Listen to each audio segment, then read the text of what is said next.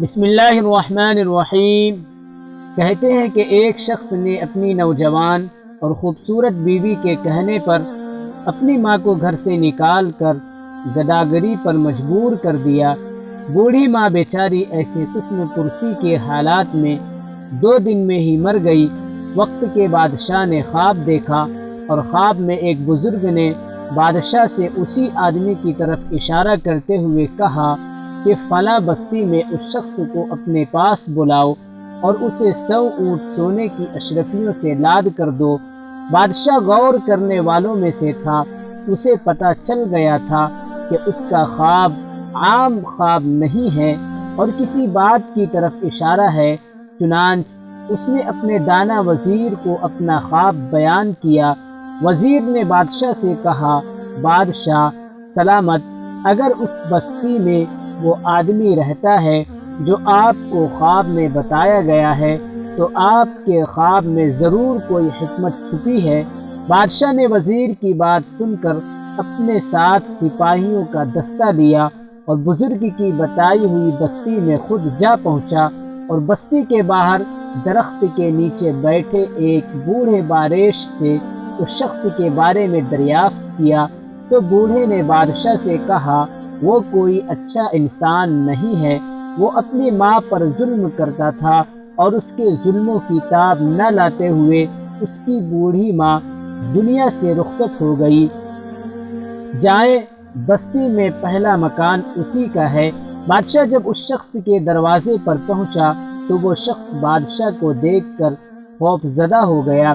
اسے لگا کہ بادشاہ اب اسے اس کے اعمالوں کی سزا دے گا، مگر بادشاہ اسے اپنے ساتھ محل لے کر آیا اور اسے 100 اونٹ سونے کی اشرفیوں سے لاد کر انعام کے طور پر دیے، جنہیں پا کر ظالم کی تو لاٹری لگ گئی۔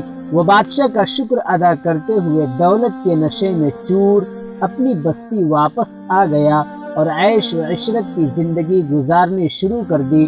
ادھر بادشاہ اور اس کے دانا وزیر نے اس شخص پر مکمل نظر رکھی ہوئی تھی اور وہ خواب کی حقیقت جاننا چاہتے تھے، مگر کئی سال گزر گئے، اس شخص کے حالات میں کوئی تبدیلی نہ آئی۔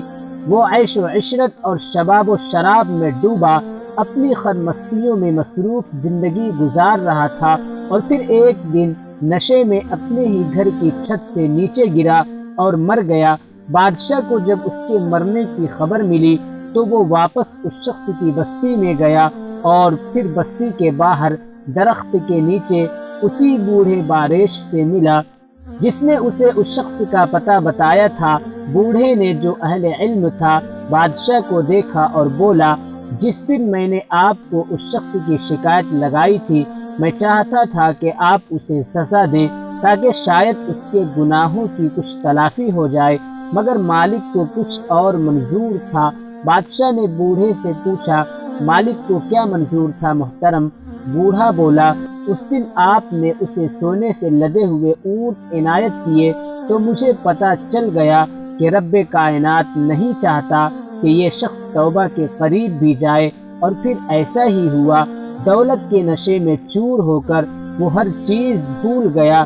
آسائشوں نے اسے نہ تو اس کے خالق کو یاد کرنے دیا اور نہ ہی کبھی اسے اپنے کیے ہوئے کاموں پر ندامت ہوئی، اور اسی عیش و عشرت میں اس نے کبھی توبہ نہیں کی اور ہلاک ہو گیا۔